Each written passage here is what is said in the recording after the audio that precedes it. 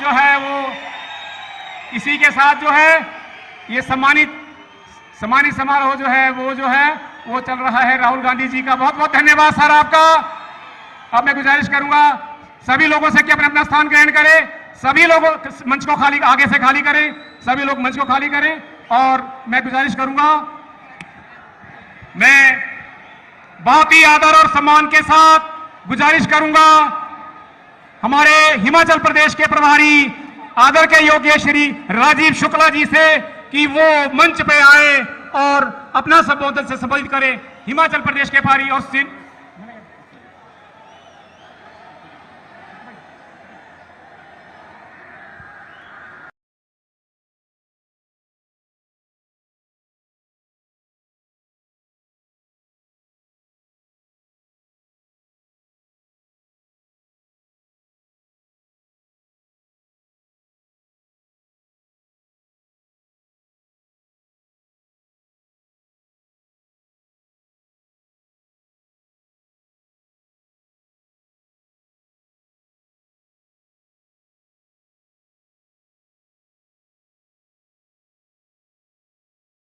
Congress party के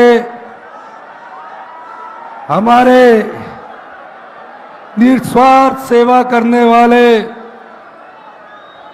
जनता का दर्द अपने दिल में सजोने वाले, एक पूर्व प्रधानमंत्री के पोते, एक पूर्व प्रधानमंत्री के बेटे, जिन्होंने 4500 किलोमीटर की लंबी यात्रा, जब समाज में अराजकता फैल रही थी, देश में अराजकता फैल रही थी, सम्मानित श्री राहुल गांधी जी, हमारे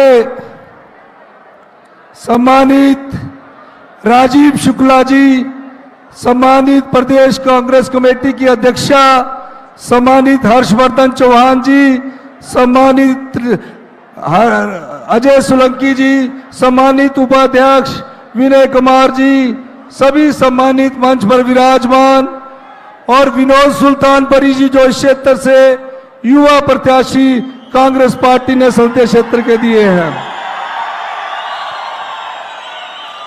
15 महीने पहले हिमाचल प्रदेश में कांग्रेस की सरकार बनी।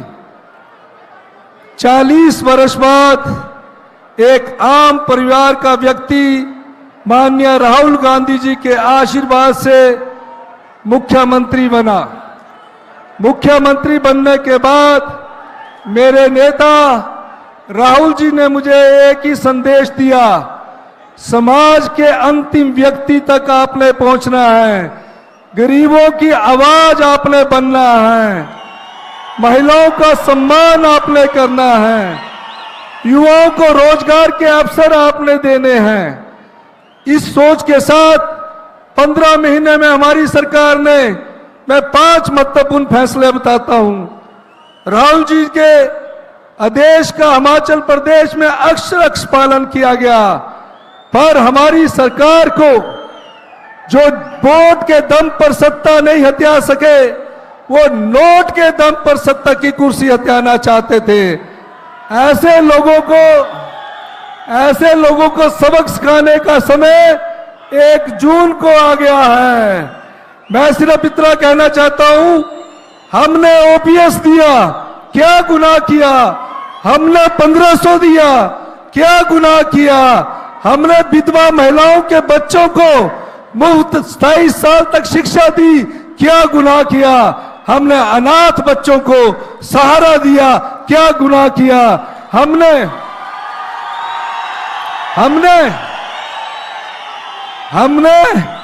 18 साल से ज्यादा की उम्र, जब तक उसके शरीर में सांस होगा, वो ताउम्र हम उसे 1500 रुपया महीना देंगे, 18,000 रुपया साल का देंगे।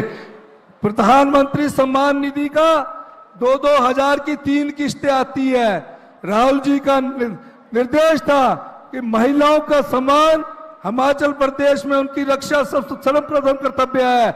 राहुल जी 18 साल की उम्र की बेटी को, बहन को, जब तक उसकी जिंदगी रहेगी हम उसे साल का 18,000 रुपया देंगे।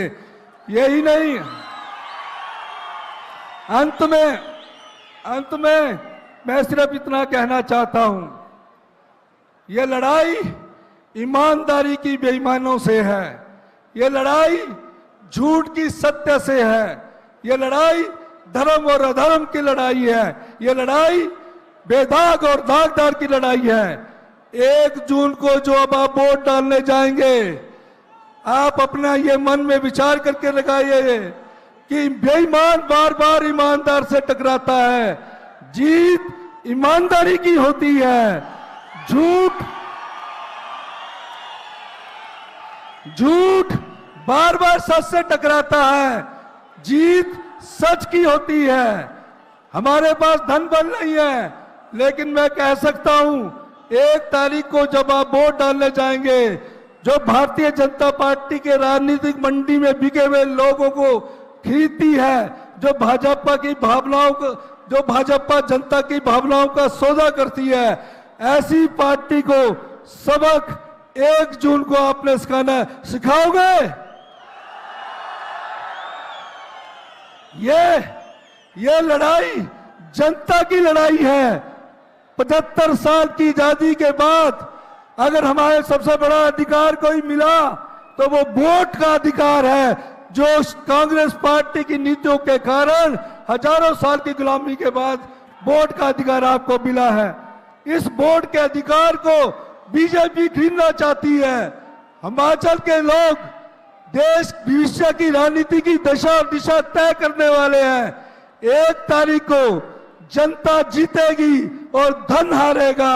सत्ता के हथियाने वाले जो धन का प्रयोग करते हैं, उसको हराने का समय आ गया है। तो लोकतंत्र की सबसे बड़ी ताकत जनबल है। मैं कहूंगा जनबल जीतेगा और धनबल हारेगा। तो जनबल जीतेगा, हाथ खड़े करके बताइए। मेरे साथ नारा लगाना है, मेरे साथ नारा लगाना, जनबल जीतेगा, जनबल, दोनों हाथ खड़ा करके, जनबल, धनबल, बस जनता जीतेगी, जनता ही धनबल को हरा सकती है। धन्यवाद। जय हिंद, जय भारत। मैं भूल गया, हमारे यहां से विनोद सुल्तानपुरी युवा है, पढ़े लिखे हैं, विधायक हैं, आप उनको आशीर्वाद देंगे? बहुत बहुत धन्यवाद। जय हिंद, जय भारत। बहुत बहुत धन्यवाद सर आपका।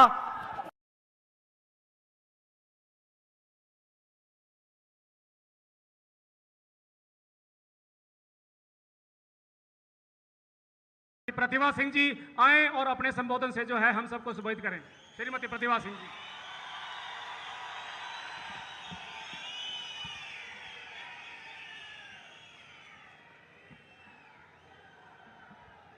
बहुत ही आदर के योग्य हमारे कांग्रेस पार्टी के सर्वश्रेष्ठ नेता श्री राहुल गांधी जी, हमारे बहुत ही माननीय मुख्यमंत्री श्री सुखविंदर सिंह सुक्खू जी, हमारे प्रभारी श्री राजीव शुक्ला जी, श्री हर्षवर्धन चौहान जी, रोहित ठाकुर जी, धनीराम जी, विनय कुमार जी, हमारे प्रीतम सिंह जी आए हैं।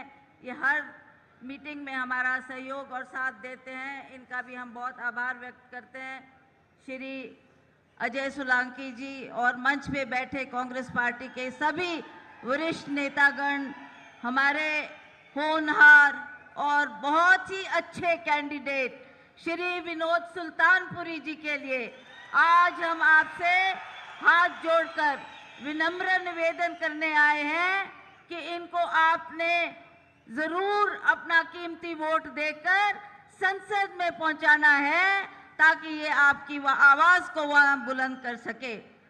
हमें खुशी है कि हमारी 15 महीने की सरकार में ठाकुर सुखविंदर सिंह सुक्खू जी ने बहुत अच्छा कार्य किया है। वो काम किए जिसका हमने वायदा लोगों को दिया था। आपने ओपीएस लागू करके सभी हमारे सरकारी कर्मचारियों को जो पेंशन दिलाने का काम किया, उसके लिए सभी जनता की तरफ से आपका बहुत बहुत आभार। आपने हर महिला के खाते में 1500 डालने की बात की, उसके लिए भी आपका आभार और आप सबकी तरफ से, महिलाओं की तरफ से हम सरकार का बहुत बहुत आभार व्यक्त करते हैं। दूसरी तरफ अभी 15 महीने हुए हैं, अभी तो 3.5 साल बचे हैं। 3.5 साल में हमने शेष काम भी करने हैं, शेष वायदे भी पूरे करने हैं।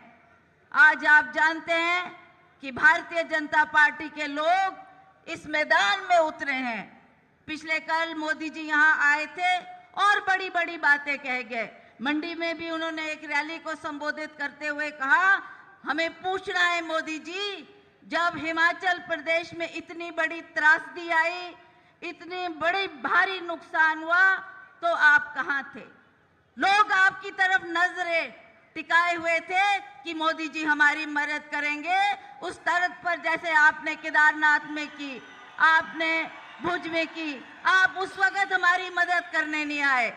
मुख्यमंत्री और मैंने जाकर प्रधानमंत्री जी से बात की, हमने उनसे आर्थिक सहायता की मांग की, पर हमें अफसोस है प्रधानमंत्री जी ने ऐसे त्रासदी के वक्त में एक पैसा भी देना मुनासिब नहीं समझा। उन्होंने कहा था अपने भाषणों में कि मैं बेरोजगारों को एक साल में 2 करोड़ बच्चों को पूरे भारतवर्ष में रोजगार दूंगा। उन्होंने कहा था मैं महंगाई कम करूंगा। उन्होंने कहा था मैं भ्रष्टाचार हटाऊंगा। आज उन बातों पे बात नहीं करते मोदी जी। ना रोजगार की बात है, ना महंगाई की बात है, ना भ्रष्टाचार की बात है। वो जानते हैं उनकी खुद की सरकार आज भ्रष्टाचार से लिप्त है। जिस तरीके का आज माहौल सारे देश में बना है, हम आभारी हैं हमारी 25 पार्टियों के, जिन्होंने एक गठबंधन बनाकर अब हमें पूरा विश्वास है कि लोग हमारा साथ देंगे। लोग इस परिवर्तन को चाहते हैं। अब लोग जो मोदी का नाम बार बार रटते थे, आज वो इससे खफा है, वो नाराज है कि मोदी जी आपने जो जो कहा वो ना करके दिया और ना ही कोई आने वाले वक्त में आपसे उम्मीद है। एक ही पार्टी है देश में जो हमारी सरकार का, हमारी संविधान की रक्षा कर सकती है। हम जो हमारे साथ अन्य पार्टियां जुड़ के आई है, हमारे हिमाचल प्रदेश में सीपीएम का हमारे को सहयोग मिल रहा है, उनका समर्थन मिल रहा है, उनका साथ मिल रहा है। हम उनका भी बहुत बहुत आभार व्यक्त करना चाहते हैं। हम चाहते हैं कि हम सब मिलजुल कर दोबारा से इस देश में ये गठबंधन की सरकार को जो हम बनाने जा रहे हैं, उसमें आपका सहयोग चाहिए। अंत में मैं सुल्तानपुरी जी, जो हमारे बहुत ही होनहार हमारे विधायक है किसौली से, इनको पार्टी ने टिकट दिया है। इनकी पिताजी ने भी बहुत सेवा की है इस क्षेत्र की और उसी तर्ज पे ये भी काम करेंगे, ये मैं आपको विश्वास दिलाना चाहती हूँ। अंत में मैं सभी यहाँ पर आए हमारे महानुभाव, हमारे सेवा दल, NSUI, यूथ कांग्रेस, महिला कांग्रेस के सभी पदाधिकारी तथा सदस्यगण का भी बहुत बहुत आभार प्रकट करना चाहती हूँ। हमारे बीच में छत्तीसगढ़ के पूर्व मुख्यमंत्री बघेल जी आए हैं, इनके भी हम आभारी है कि आप हर रैली में शामिल होते हैं, हमारा मनोबल बढ़ाते हैं। आपका बहुत बहुत धन्यवाद। हमारे पत्रकार बंधु यहाँ हैं, मीडिया के बंधु आए हैं, आपसे भी मैं निवेदन करना चाहती हूँ कि हमारी आवाज को उठाएं। आज देश को बचाने की बात है, संविधान को बचाने की बात है, तो मैं आप सबका पुनः बहुत बहुत धन्यवाद करना चाहती हूँ। अब आप राहुल जी को सुनना चाहते हैं। अब इन्हीं शब्दों के साथ मैं आप सबका पुनः बहुत बहुत धन्यवाद करती हूँ। जय हिंद, जय हिमाचल।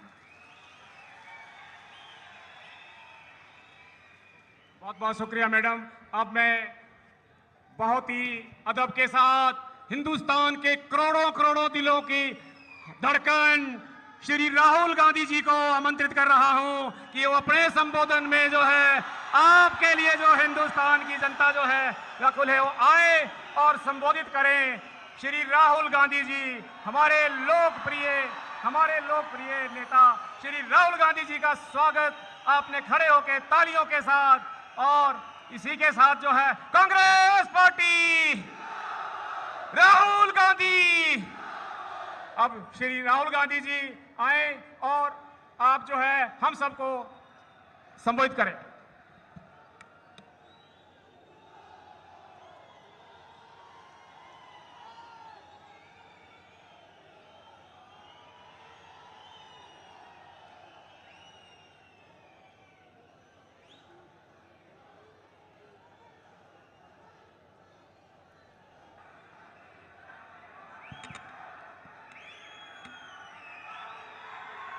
राजीव शुक्ला जी,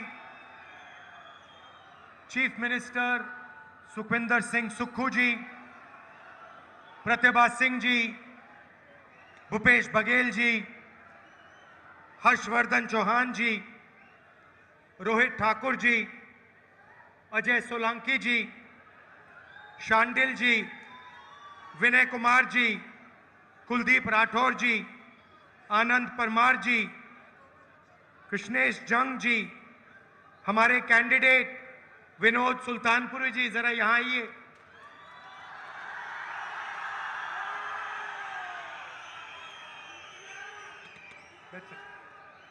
स्टेज पे वरिष्ठ नेता, हमारे सारे के सारे प्यारे कार्यकर्ता, जिनको मैं आजकल बब्बर शेर कहता हूं,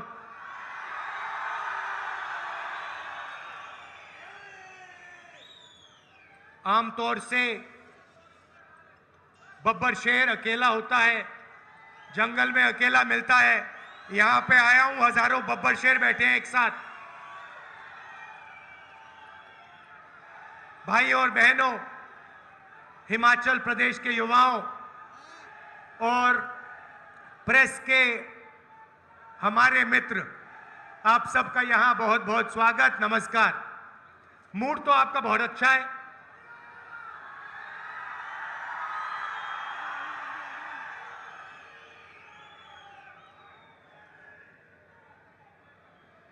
सुक्खू जी ने कहा कि हिमाचल प्रदेश में 40 साल मेहनत करने के बाद एक आम कार्यकर्ता, आम आदमी हिमाचल प्रदेश के चीफ मिनिस्टर बने हैं। अब मैं इसके बारे में दो चीजें कहना चाहता हूं। पहली बात कि मैंने अपनी आंखों से सुक्खू जी को मेहनत करते हुए देखा है, कांग्रेस पार्टी की विचारधारा के लिए लड़ते हुए देखा है।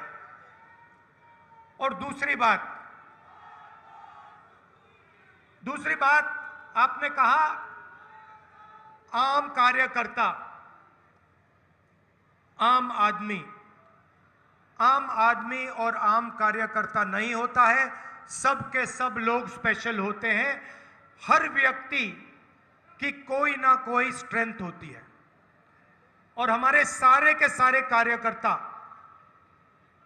दिल से दिन भर मेहनत करते हैं। जब हमारी सरकार होती है, हमारी विचारधारा को प्रोपेगेट करते हैं।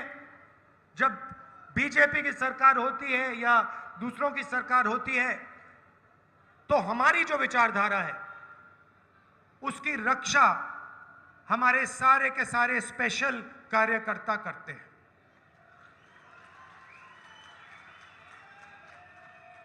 हमारे कार्यकर्ताओं में और बीजेपी के कार्यकर्ताओं में फर्क क्या है? भैया बाद में करिए।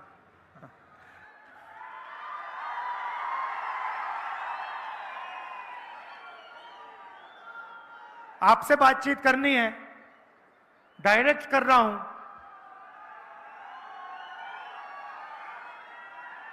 हमारे कार्यकर्ता आजादी के लिए लड़े, हमारे लाखों कार्यकर्ता जनता की आवाज बनकर आजादी की लड़ाई लड़े और देश के लोगों के साथ मिलकर हमारे कार्यकर्ता ने देश को यह संविधान दिया है।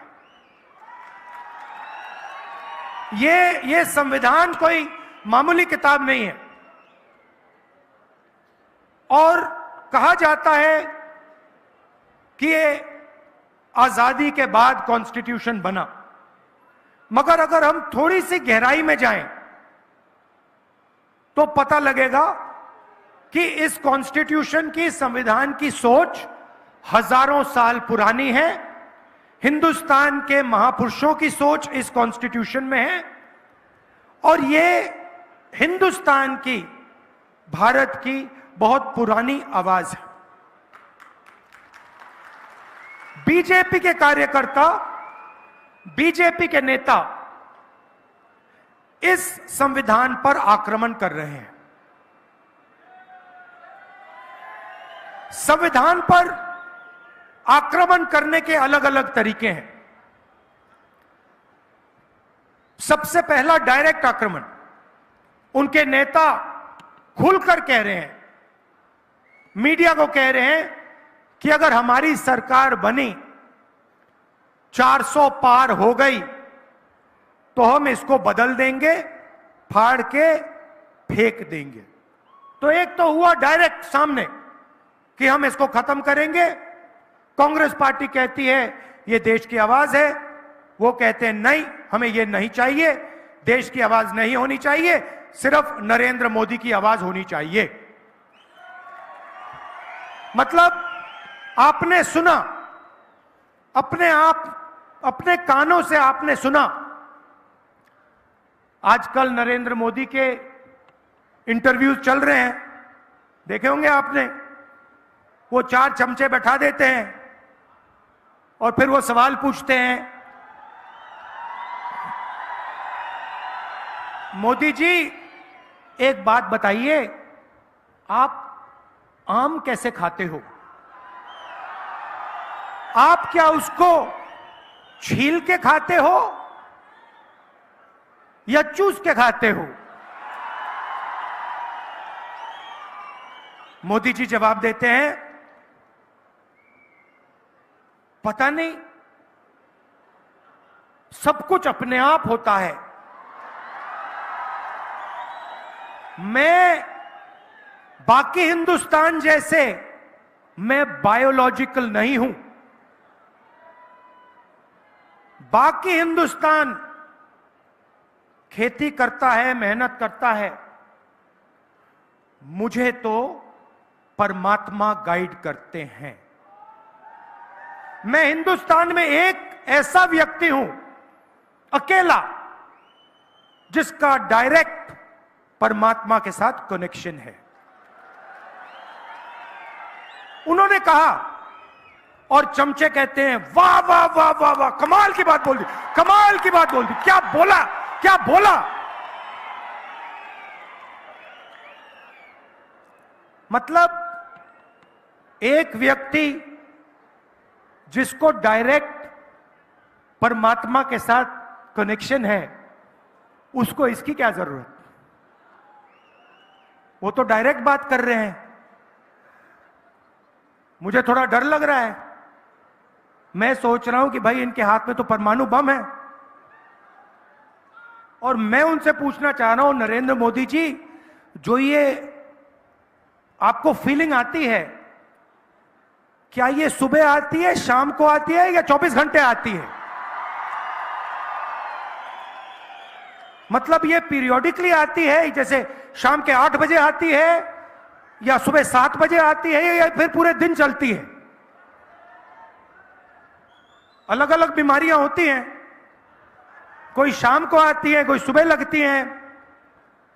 तो ये मैं पूछना चाहता हूं, नरेंद्र मोदी जी, आप अकेले हैं, आप डायरेक्ट भगवान से बात कर रहे हो।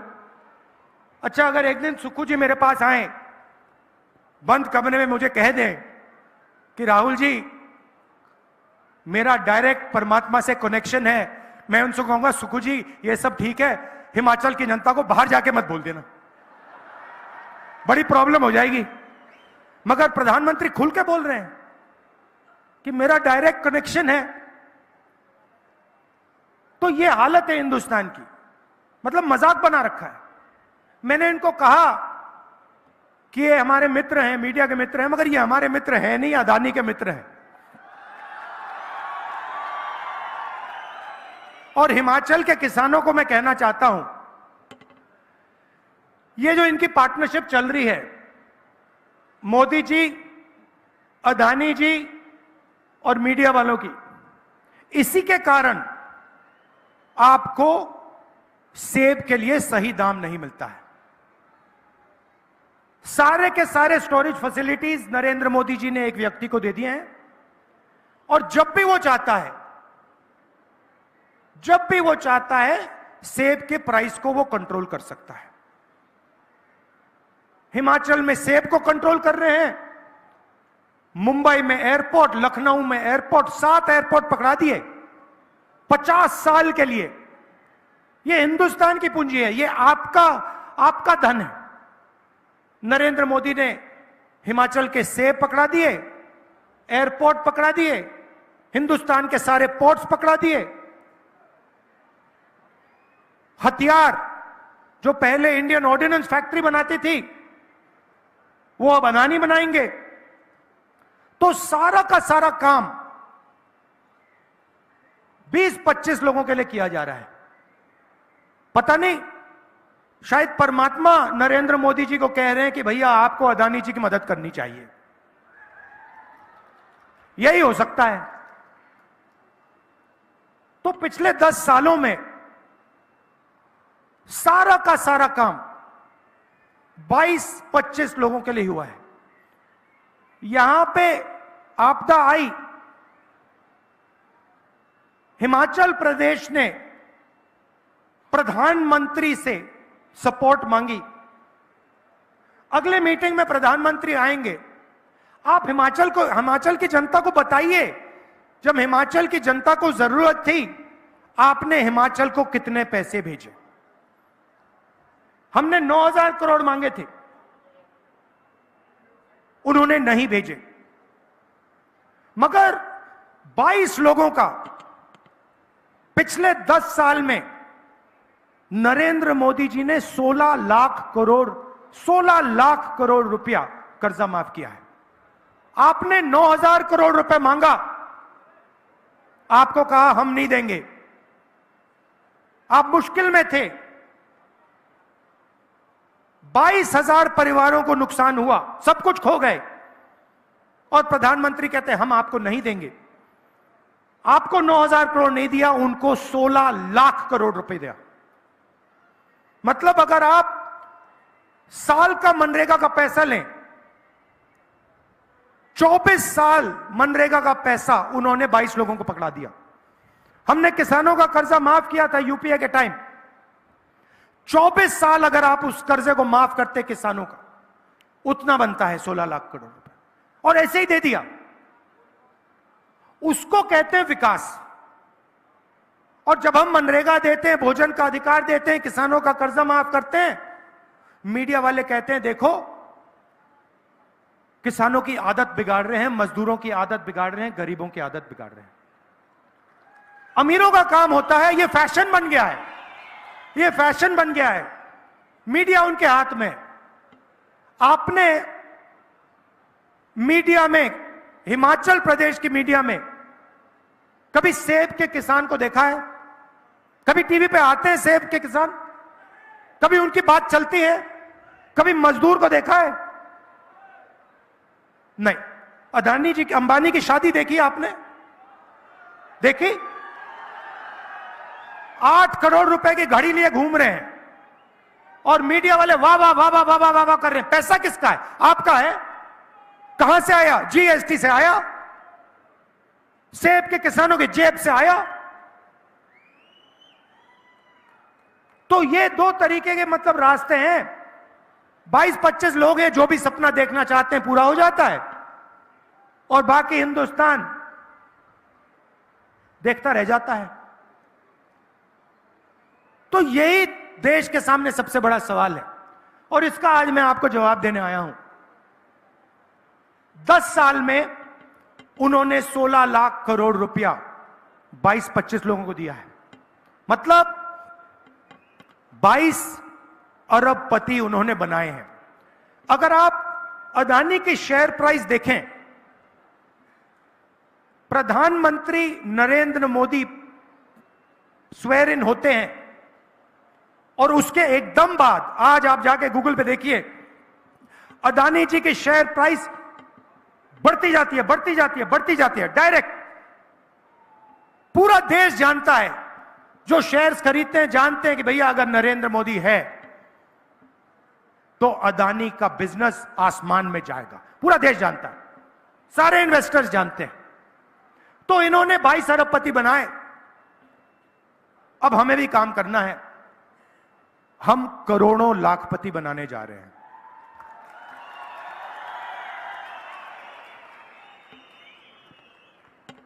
देश के सारे गरीब लोगों की लिस्ट बनेगी।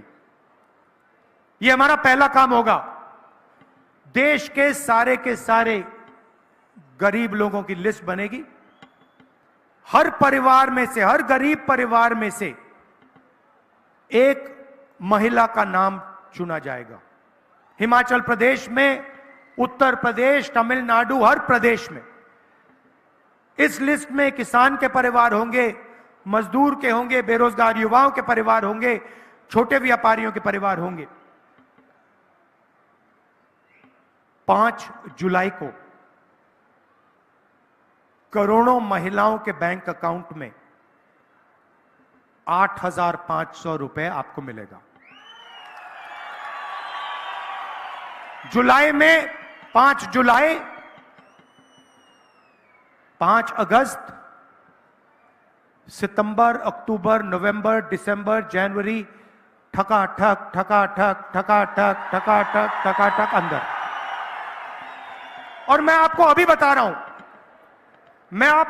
रहा हूं, जब ये होगा, ये सारे के सारे प्रेस वाले कहेंगे कि देखो इंडिया की सरकार गरीबों को डायरेक्ट बैंक अकाउंट में पैसा डालकर उनकी आदत बिगाड़ दी है। और मैं कहूंगा कि अगर आप लोगों ने ज्यादा बोला, हम उसको दुगना कर देंगे। मुझे कोई फर्क नहीं पड़ता। आपकी क्रेडिबिलिटी गई, खत्म हो गई है। कोई आपकी बात सुनता ही नहीं है, क्योंकि आप उनके हो। आप हमारे हो ही नहीं, आप जनता के हो ही नहीं, आप किसानों के, मजदूरों के, छोटे व्यापारियों के हो ही नहीं। नोटबंदी की नरेंद्र मोदी जी ने, हिंदुस्तान के सारे छोटे व्यापारियों को खत्म कर दिया। जीएसटी, गलत जीएसटी लागू की, प्रेस वालों ने एक शब्द नहीं बोला, बिल्कुल चुप बैठे रहे। तो इसीलिए हर महीने खटाखट खटाखट खटाखट खटाखट अंदर जाएगा, और उस दिन तक जाएगा जिस दिन तक ये परिवार गरीबी रेखा से नीचे होंगे। जब परिवार गरीबी रेखा से ऊपर आ जाएगा तो उसके खाते में यह पैसा नहीं आएगा, मगर उस दिन तक सब गरीबों को हिंदुस्तान की सरकार 1 लाख रुपए साल का देगी।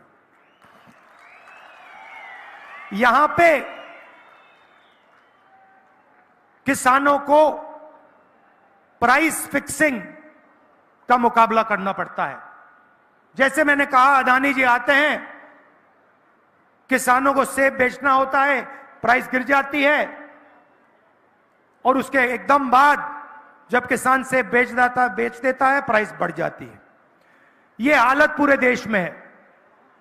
किसान जाते हैं, मार्केट में जाते हैं, कुछ भी खरीदते हैं, शर्ट, पैंट, मोबाइल फोन, उस पर प्राइस लिखी होती है, मगर किसानों को सेब के लिए, अनाज के लिए, गेहूं के लिए, कपास के लिए, धान के लिए सही दाम नहीं मिलता है। सही बात है ना? इसीलिए पहली बार हम एक क्रांतिकारी काम करने जा रहे हैं। हिंदुस्तान में, हिंदुस्तान के किसानों को एक कानूनी मिनिमम सपोर्ट प्राइस, कम से कम दाम, कानूनी कम से कम दाम हम देने जा रहे हैं। और वहां नहीं रुकेंगे। मैंने महिलाओं की बात की, 1 लाख रुपए आपके बैंक अकाउंट में जा रहा है। किसानों का हम कर्जा माफ करने जा रहे हैं। जैसे उन्होंने अरबपतियों का किया, वैसे हम किसानों का करेंगे। अच्छा, एक बात भूल गया, यहां पे महिलाएं भी हैं, पुरुष भी बैठे हैं। मैं इनके चेहरे देख रहा हूं, पुरुषों के चेहरे देख रहा हूं, ये देख रहे हैं मेरी ओर, ये कह रहे हैं भैया महिलाओं के बैंक अकाउंट में क्यों, हमारे बैंक अकाउंट में क्यों नहीं। महिलाएं थोड़ी खुश दिख रही हैं, पुरुष सोच रहे भैया बैंक अकाउंट से पैसा हमारे यहां कैसे आएगा, प्लानिंग कर रहे हैं। तो मैं आपको बताना चाहता हूं कि महिलाओं के बैंक अकाउंट में क्यों, और शायद हिमाचल प्रदेश इसका सबसे बड़ा उदाहरण है। 21वीं सदी में स्त्री और पुरुष दोनों काम करते हैं। स्त्री और पुरुष मजदूरी करते हैं, जॉब करते हैं, डिलीवरी का काम करते हैं, कॉल सेंटर में काम करते हैं। 8-10 घंटे हिंदुस्तान के स्त्री और पुरुष घर के बाहर काम करते हैं। उसके लिए स्त्री को और पुरुष को सैलरी मिलती है, पैसा मिलता है, कॉम्पनसेशन मिलती है। मगर फिर शाम को स्त्री और पुरुष घर जाते हैं। पुरुष रिलैक्स करते हैं और स्त्री 8 घंटे और काम करती है। मतलब अगर हिमाचल प्रदेश के पुरुष 8 घंटा काम करते हैं दिन में, तो हिमाचल प्रदेश की जो स्त्री हैं वो 16 घंटे काम करती हैं। ये शायद पुरुषों को बात अच्छी नहीं लगी। देखिए ये ताली और बजा रही हैं, आप थोड़ी ताली कम बजा रही हैं। इसीलिए हम महिलाओं के बैंक अकाउंट में 1 लाख रुपए 8,500 खटाखट डाल रहे हैं। मगर मैं जानता हूं कि अंत में प्रेशर डाल के आपके बैंक अकाउंट से ये लोग पैसा उठा के ले जाएंगे, तो इनको भी फायदा होगा। अब यहां युवा भी हैं, कह रहे हैं भाई राहुल जी आप किसानों की बात कर रहे हो, आपने अरबपतियों की बात की, डीमोनेटाइजेशन जीएसटी की बात की, महिलाओं के बैंक अकाउंट में पैसा डाल रहे हो, हमारा क्या होगा। नरेंद्र मोदी जी ने हमें वायदा किया था 2 करोड़ युवाओं को रोजगार दूंगा, कुछ नहीं हुआ। सरकारी रोजगार, सरकारी प्लेसमेंट्स नहीं होती हैं, पेपर लीक होते रहते हैं, हमें झूठ बोला जाता है। हमारा क्या होगा। सबसे पहले हमने पता लगाया है 30 लाख सरकारी नौकरियां खाली पड़ी हैं, वो 30 लाख नौकरियां हम आपके हवाले कर देंगे। मैं आपको 2 करोड़ का झूठ नहीं बोलूंगा, हमने पता लगाया है, जो हम कर सकते हैं मैं आपको बोलूंगा। तो 30 लाख सरकारी नौकरियां हम आपके हवाले कर देंगे। दूसरी बात, मनरेगा में हम गरीब लोगों को अधिकार देते थे रोजगार का, मगर जो हमारे ग्रेजुएट्स हैं, college graduates, university graduates, diploma holders, उनको मनरेगा योजना से फायदा नहीं होता, क्योंकि वो मजदूरी नहीं करेंगे, वो ग्रेजुएट्स। तो अब हम हिंदुस्तान के ग्रेजुएट्स के लिए एक नया अधिकार लाने जा रहे हैं। इसका नाम है पहली नौकरी पक्की अधिकार। Public sector, BHEL, HAL, private sector, बड़ी बड़ी कंपनियों में, सरकारी ऑफिसेज, सरकारी अस्पताल, सरकारी कॉलेजेस, यूनिवर्सिटीज में हिंदुस्तान के बेरोजगार युवाओं को यह अधिकार मिलेगा। 1 साल की नौकरी आपको पक्की मिलेगी, बेहतरीन ट्रेनिंग इन कंपनियों में, ऑफिसेज में आपको मिलेगी, और हर महीने आपके बैंक अकाउंट में खटाखट 8,500 रुपए जाएगा। 1 साल में आपके बैंक अकाउंट में 1 लाख रुपया जाएगा। महिलाओं के बैंक अकाउंट में, बेरोजगार युवाओं के बैंक अकाउंट में, किसानों के बैंक अकाउंट में, मजदूरों को आज मनरेगा में 250 रुपए मिलता है, हमारी सरकार आएगी 400 रुपए मिलेगा। आशा और आंगनवाड़ी में जो महिलाएं काम करती हैं, आपकी आमदनी हम दुगनी करने जा रहे हैं। अब मैं आपको थोड़ा समझाना चाहता हूं कि हम ये कैश इंजेक्शन जो है, पैसे का इंजेक्शन हिंदुस्तान के गरीब लोगों को क्यों कर रहे हैं, इसके पीछे सोच है। ये कोई फ्री गिफ्ट नहीं है। ये मत सोचिए कि आपको फ्री गिफ्ट दिया जा रहा है। देखिए, नरेंद्र मोदी जी ने उनका 16 लाख करोड़ रुपया कर्जा माफ किया, अदानी का, अंबानी का, बड़े बड़े अरबपतियों का। उन्होंने इस पैसे से लंदन में, न्यूयॉर्क में, ऑस्ट्रेलिया में, जापान में, चाइना में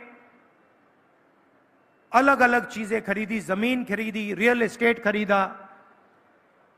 मगर जो उन्होंने धन खर्चा है वो पूरा का पूरा उन्होंने बाहर खर्चा है, हिंदुस्तान में पैसा नहीं खर्चा है।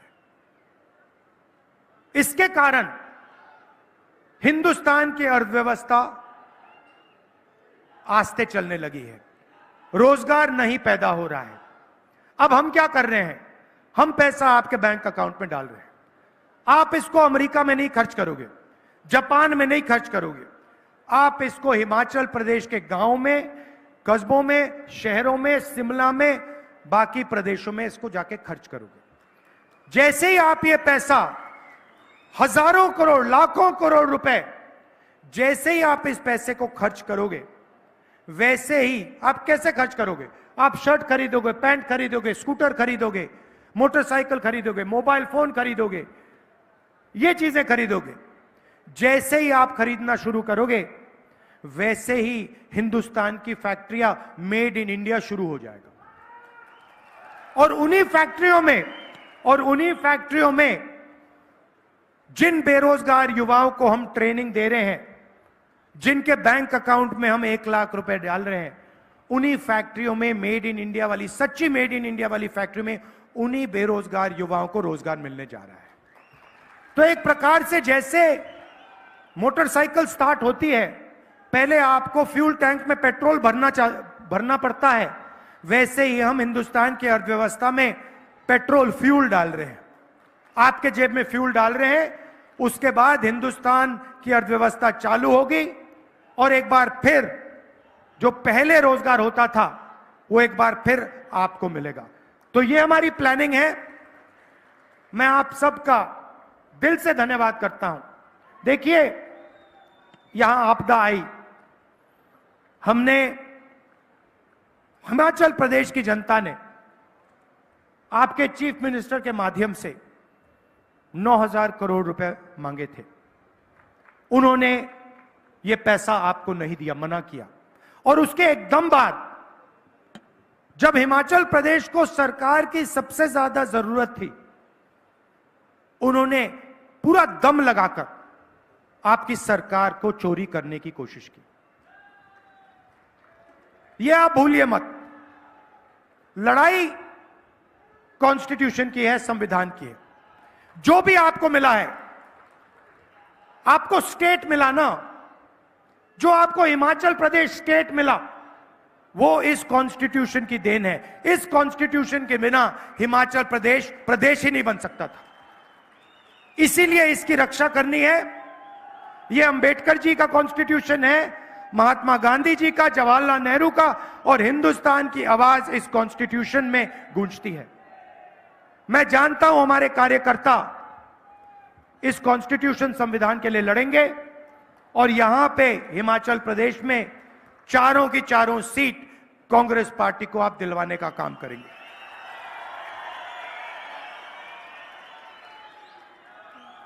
मेरी बहन को तो आप उठा के ले गए, वो अब शिमला में रहती है। ये याद रखिए कि हम दोनों, प्रियंका और मैं, दिल्ली में आपके सिपाही हैं। सुखी जी और कांग्रेस पार्टी की टीम हिमाचल प्रदेश में आपके सिपाही हैं। दिल्ली में लोकसभा में मैं आपका सिपाही हूं, प्रियंका जी आपकी सिपाही हैं। आप सबका दिल से बहुत बहुत धन्यवाद। नमस्कार, जय हिंद, जय हिमाचल।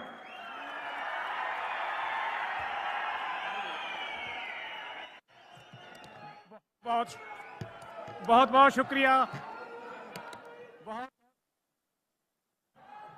हेलो हेलो, बहुत बहुत शुक्रिया राहुल जी का।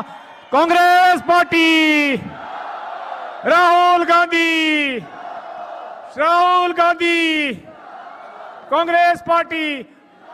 अब मैं गुजारिश करूंगा श्री आनंद परमार जी से कि वो जो है वो धन्यवाद करें। अरे यहाँ पे युवा प्रत्याशी हैं, इनको भारी बहुमत से आप जिताइए। धन्यवाद। माननीय हमारे जननायक राहुल गांधी जी, यहाँ पे उपस्थित सम्मानित मंच, आप सभी का मैं यहाँ पधारने पर बहुत बहुत हार्दिक धन्यवाद और आभार व्यक्त करता हूँ और आपसे